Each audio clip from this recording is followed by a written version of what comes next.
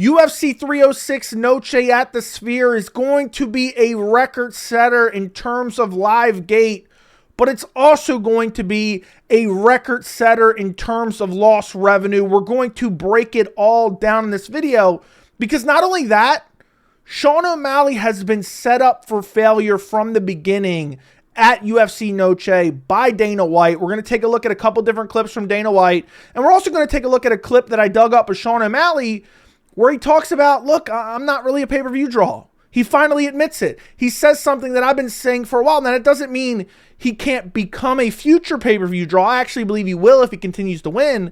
But now we have him on record saying, I'm not really selling that many pay-per-views. And the reason why he believes he's not selling that many pay-per-views is the same thing that I've been saying for the last 2 years or so. So we're going to take a look at that in this video as well. But it's crazy because I did a video recently about UFC Noche. It actually blew up quite a bit. But I posed a question about revenue and, you know, it's costing them this much to put this event, but I don't know how much it costs them to put a typical event. We finally have some answers on that as well that we will get to later in the video. But I want to start off with this because I kind of want to take a bit of a victory lap, but I also want to show you guys how Dana White set up Sean O'Malley for failure, because Dana White over the past 6 months has been hyping up UFC Noche at the Sphere nonstop. Now, I encourage you to go check out the other video that I did about the Sphere a couple days ago. I'll link it down in the description. But to sum that up, Dana White is pissed because it's costing him so much money to put on this event that he's not going to actually recoup. And now we actually have some hard numbers on it that we're going to get to later in the video. But instead of it being Dana White's fault, a lot of people are blaming Sean O'Malley for not being a draw. And so I'm going to go through just a couple quick clips of Dana White hyping up the Sphere. Listen to this. On September 15th, Craig Borsari and his team will be the foremost experts on running live events from the Sphere. My team has completely dove into this thing head first. This is going to be the most badass live sporting event you will ever see. So the most badass live sporting event you will ever see. A lot of people took that to heart. And we're going to listen to another clip. And I'll link all these videos down in the description if you want to check them out in their entireties. But here he's asked, is this going to be a one-of-one event, Dana White? It's a one-of-one. One of one. One and done. And it will be the greatest live sporting event anybody has ever seen. Have you? And if you're Mexican, you have to be there. If you're Mexican, you got to be there. You got to be there if you're Mexican. Yeah, that's what Dana White's saying. And then the last clip I'm going to show you of him hyping up the event is from the Pat McAfee show. Listen to this. I went and saw the U2 show, and like I said, they're using this much of the capabilities. I'm going to use this much. Oh, I'm going to put on the greatest live sporting event anybody has ever seen. Let's go. And so there you go. Dana White has hyped it up, and then we finally get the card announcement. And I've defended this card. I love this card. But I will take a bit of a victory lap because I made a video. I forgot exactly the title of the video, but it was UFC Noche is going to be a massive disappointment because I knew the expectations that Dana White was setting, the card was most likely not going to live up to those expectations. There was people who was expecting Ilia Topuria, Max Holloway, main event, co-main event, Sean O'Malley, Merab. And instead, this is the card that we got. Sean O'Malley versus Merab Dvalishvili, Alexa Grasso, Valentina Shevchenko 3, Brian Ortega, Diego Lopez, Daniel Zellhuber, Esteban Ribovics, Ronaldo Rodriguez, Ode Osborne. I don't believe this will ultimately be on the main card, and the rest of the card's actually decent. I actually like this card quite a bit, okay? I think this is a great card, but it does not live up to those expectations that a lot of people had when they hear greatest live sporting event ever. Now, I fundamentally disagree with those people in a way because from the very beginning, and it's why I made a video on it a while ago, is I understand that Dana White was talking about the Sphere in itself. He's talking about the live show for the fans, which we have a little bit more information on. We'll talk about that in the video as well. He didn't mean to hype this up as like a UFC 300 style card. He just meant to hype up like it's going to be a pretty solid card, but the visual experience of the card is what is really the selling point of the event. But to hype it up that much and then to offer this card, which is a pretty solid card, the majority of the fan base is not going to get behind this. They've had these unrealistic expectations set by Dana, And now they get this card, which is a pretty decent card. I think this is an excellent pay-per-view, but people were expecting UFC 300 in September. That's essentially what they were expecting. They were expecting every fight on the card from the prelims to the main event to be like a ranked fight or a meaningful fight. And instead, this is what we got. And I think this is where they really failed O'Malley, because a lot of people are like, yeah, it's because O'Malley's the main event. O'Malley's not a star. O'Malley's not a draw. No, now people are saying nobody cares about O'Malley. When I think O'Malley Merab is a banger of a main event. Absolutely love it. But because the card failed to live up to those crazy expectations Dana White set, now O'Malley's catching the brunt of it. And, you know, even if you look back at UFC 299, I think this main event was garbage. I didn't want to see O'Malley versus Vera too. But look at the card. Dustin Poirier, Benoit Saint-Denis, Co-Main, Kevin Holland, Michael Venom Page, Gilbert Burns, Jack Della Maddalena, Piotr Jan, Song Yadong, Curtis Blades, Dalton Almeida. You know, even Mateusz Gamrot, Rafael Dos Anjos on the prelims, Pedro Munoz, Kyler Phillips on the prelims. This was an amazing card with like kind of a shittier main event, in my opinion. You know, obviously, definitely a shittier main event. But this type of card, I think, would have gotten a little bit better reception from fans. But instead they get this where they're like, oh, female co-main event. We want it Topuria versus Holloway, which is crazy unrealistic to begin with. And then you add in the fact, and this is something I covered in detail recently, that the ticket prices are insane. These are the lowest ticket prices right here, $757. And they've dropped. At one point they were like $3,000 for the lowest ticket prices. And this isn't even including fees. First off, look how many tickets are left. The blue are non-resale. The red or the pink are resale. I mean, look at that. I don't know. You know, it's not all in the screen here. You can't see it all on the screen the way I have it cropped in, but that's crazy.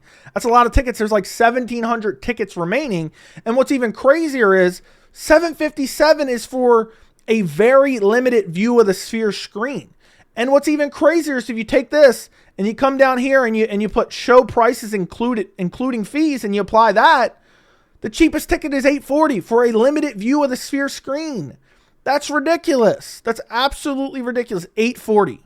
And then, I mean, you even get up here. I mean, look at some of these prices. I mean, it's crazy. And if you put best seats, look, you can buy $11,000 seats. This is outrageous. This is completely outrageous ticket pricing. And I understand why they're doing it. But at the end of the day, it's like you set these crazy expectations. You miss the mark in achieving or fulfilling those expectations. And then you make these ridiculous demands for ticket prices that don't sell. And now this all looks like a referendum on Sean O'Malley. And that's important because one of the main selling points that the UFC and Dana White tries to do, and I've been, telling you guys this for a while, it's like a FOMO thing. Fear of missing out is what I'm saying. Dana White thinks perception is reality. And a lot of fans believe the same thing.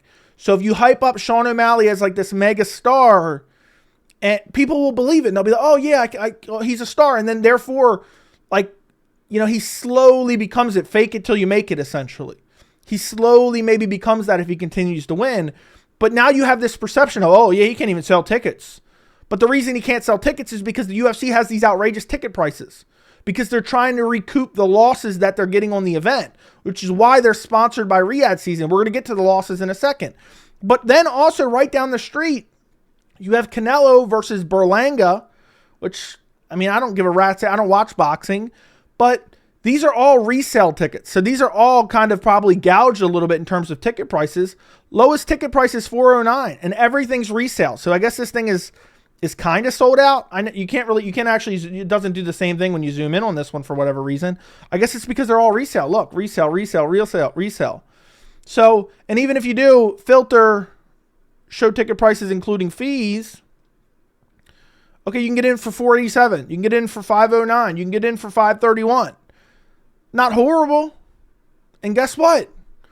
Canelo's famous. Canelo's an elite level boxer. I don't know. He could be fading out of his prime. I don't pay attention to boxing, but that's besides the point. This is right down the street. So now you're like, oh, well, I'm a boxing fan. I'm an MMA fan. Well, the Noche card didn't live up to expectations and it's double the price to get in the door. And these are resale tickets. So I don't even know what the original tickets were. They're probably less. So this is all just setting up Sean O'Malley to basically headline a card that can quote unquote flop. Because it's losing money. And then also, you're potentially not going to have the pay-per-view buys to hype it up as a massive success because Sean O'Malley is not that pay-per-view draw yet. And he knows that. He admitted it on his podcast. We're going to look at that clip. But then you have Dana White recently at Dana White's Contender Series where he's talking about the event and, more of what the live show is, and he's hyping it up more and more. This is just, yesterday, actually, he was hyping it up. You made big promises, obviously, what this show is going to be.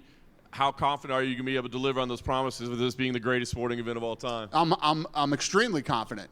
I've sat in there and I've looked at the stuff already, and so I don't know if I told you guys this last time I talked to you, but we walked into the Sphere, and I ain't gonna lie, there's a lot of pressure on me, and I'm thinking about all these different things that.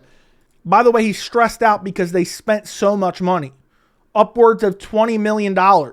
What they were expecting to spend, we actually found out now. We now know, which we'll get to in a sec. How's this? Is this right? We sat down and they made a mistake when they started doing the rehearsal, and they played me like one of the middle pieces of the show. Imagine he would have said they showed me a graphic of Ben Roethlisberger. If you know, you know. I literally looked at Craig Borsari and said, "Yeah, fuck it. You don't have to show me anything else. I can get up and go right now. I'm good." It's badass. It's badass. It's going to be awesome. So again, hyping up. It's going to be badass. But to defend Dana a little bit, he's mainly been talking about the aesthetics of the screen itself. Now, supposedly they have something in store for us on TV. Okay, when we're watching the stream or whatever, it's going to be kind of translate a little bit. But at the end of the day, I think what's going to happen, and we don't know yet, we won't know until we actually see the pay-per-view itself. I don't believe these crazy graphics and whatever kind of stories they tell with the little motion pictures they've recorded and 18K. I don't think it's going to translate to that great of an experience at home. I hope that I'm wrong. I'm always intrigued when the UFC actually does something new, so I applaud them for that.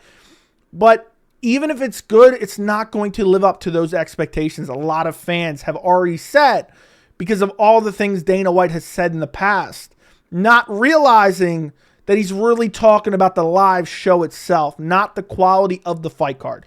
Now, one other quick clip I want to look at from this, because it's actually pertinent to what O'Malley says in a little bit, is he's asked about piracy, okay? Because the cost of UFC pay-per-views are outlandish nowadays. They're $80 for a UFC pay-per-view. A lot of people stream, and apparently Turkey Al-Sheikh is going to lower boxing pay-per-view cost in hopes that less people illegally stream. Listen to this. Last one from me. Your partner, Turkey Al-Sheikh, said today that he wants to make boxing pay-per-views like $20. He thinks that's a good way to combat piracy. I'm not asking you to change your pay-per-view price, but as someone who knows the numbers, is that a valid way to combat piracy, or do you think you need to focus on punishing after the fact? Trust me, we know exactly how to combat piracy. You How funny is that, actually? I've bought every pay-per-view pretty much for the last 10 years. I don't even care. I don't even worry with streams. I've never streamed an event ever. I know that sounds crazy. People make fun of me in the comments. It's just not worth the hassle for me to deal with that at all. So I buy every pay-per-view. But to act like the majority of the fan base probably isn't streaming the pay-per-views, at least from what I understand, is like, yeah, we got it on lock. Dana, you do not have it on lock. And I think the prices are outrageous for the pay-per-views. But let's listen to the rest of his answer. I won't tell you extensively what we do every event, but we go after piracy hard. And you saw a few years ago, we started prosecuting people. That's how you combat piracy. Start fucking prosecuting people for stealing. There you go. So there you go. He's combating piracy. I almost said privacy. But yeah, the pay-per-views are crazy. They're $80 now. You have to have a monthly subscription to ESPN Plus, which I don't even know what it costs now. I just pay for it yearly. I think it's $60 for the year. I could be wrong. I don't remember, but it's like $11 a month now. It used to be $6 a month, I think. But so you have to pay that. Then you have to pay for the actual pay-per-view, which is $79.99 plus taxes. So you're looking at basically $100 a month for the UFC pay-per-views. And when you compile that with the fact that now you've set these unrealistic expectations, you compile that with the fact that the majority of Sean O'Malley's audience, his fans, are younger people, mainly teenagers that have marijuana leaf socks and smoke weed, and they're like, yeah, weed is tight, I like weed, you got the sickest references, and stuff like that, it's not going to do that great on pay-per-view, which Sean O'Malley seems to know himself, because he basically admits it right here that, look, it's hard to really say what the pay-per-views are going to do because everyone knows how to stream. Everyone knows how to stream. I'll link his podcast down in the description. This is from a couple weeks ago, but listen to this.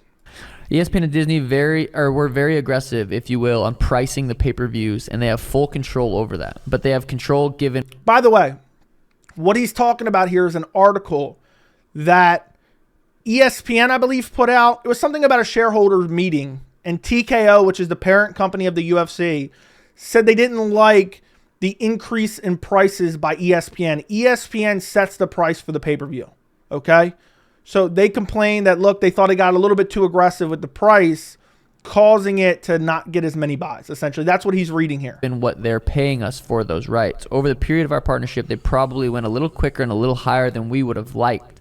We voiced that to them, especially in this era of piracy where we are seeing our piracy numbers really jacked up, and we think that's driven by them pricing pay-per-views too high. Facts. That is actually facts as well. I think there's, I know there's some people saying, oh, there should be $15 for every pay-per-view or $20. I don't know what the number is, but I do believe if you priced more, generously, like let's say you have a $50 price point, I do believe at some point you can make more money with a lower price by having more legitimate pay-per-view buys than having a higher price, and then most people are either skipping it or illegally streaming it. I don't know what that price is. I don't think $20 is it, because you'd have to have so many buys to basically make up for 4 times the cost and $80.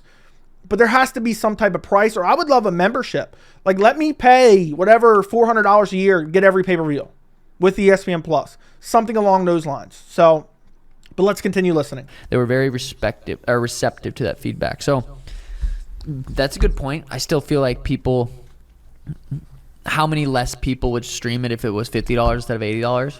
Probably not a ton, but definitely, it's like, yeah, 80 bones. My fan base is so young too. Like, it's like, fuck, those little fuckers are streaming it. Like majority of them, 80% of them. So it's hard. How long have I been saying that? If you've been watching my channel for the last year or two, how long have I been saying exactly what O'Malley admits right out of his mouth here? Let's listen to it again. How many less people would stream it if it was $50 instead of $80? Probably not a ton, but definitely, it's like, yeah, 80 bones. My fan base is so young too. Like, it's like, fuck, those little fuckers are streaming it. Like majority of them, 80% of them. So it's hard to negotiate pay-per-view percentages and like saying, I'll take a smaller flat fee but get more pay-per-view, because the pay-per-views are just you do 1 million buys nowadays. I wonder if there ever will. We've talked about it before. I mean, who doesn't know how to stream it? Bars and older people. I mean, bars definitely will never stream it, because if it fucking you have to refresh, you get caught doing that. It's like, yeah, you're fucked. So there you have it. His younger fan base is going to stream the events, which is what I've been saying for a long time. I do believe that at some point, O'Malley, if he continues to win, can become a level of star that generates legitimate pay-per-view buys at a high number. But right now he's in a weird spot because he's like social media famous, but he's not necessarily, oh, I'm going to spend $80 to watch him fight. Especially when the majority of his audience that loves him, that wants to watch him fight, isn't going to spend $80 on a pay-per-view. They're going to say, oh, we'll just pull up whatever website and watch it for free. Even if it lags or whatever, we can refresh it. That's what the majority of his audience is going to do. So basically you have this entire fiasco where Dana hyped up this event, didn't deliver on the card to most fans, overpriced the tickets, and now you also have an $80 pay-per-view model where it's not really conducive to selling a lot of pay-per-views for Sean O'Malley's fan base. So he's kind of getting screwed all the way around, because no matter what, people are going to think this is a referendum on Sean O'Malley. Oh, well, no one's buying tickets. It's because Sean O'Malley, nobody cares about Sean O'Malley. Pay-per-view sales weren't good. Dana's not bragging about pay-per-view sales. Must mean nobody cares about Sean O'Malley, Dana was overselling him to begin with, which is what I was saying a long time ago. But I believe if he continues to win, he can be a draw. And I also believe that if Sean O'Malley goes out there and gets like a highlight reel finish of Merab Dvalishvili, I think it erases most of this. I think that a lot of this conversation is forgotten about. I think a lot of, Sean O'Malley isn't this and Sean O'Malley isn't that, and he couldn't sell tickets and ticket prices were collapsing and this and that. I think a lot of that conversation goes away on Sunday if he flatlines Merab in like a viral way, or he goes to war with Merab and somehow pulls it off and wins a decision or whatever it may be. I think a lot of that conversation will go away. If you've been watching the sport long enough, you understand sometimes there can be a flip of a switch and a fighter goes from like not a draw or barely a draw to all of a sudden a mega draw. It's happened so many times. Like Anderson Silva was kind of not a draw. Front kicks Vitor Belfort, massive draw. Ronda Rousey kind of on the verge. And then I feel like it was around the time she, maybe a little bit before, but when she flatlined Betch Koheta is really when we've seen her surge and become the mega draw that she eventually became. So I think O'Malley's on the cusp of that. I don't know if it's this fight or the next fight or when it'll inevitably happen if he continues to win.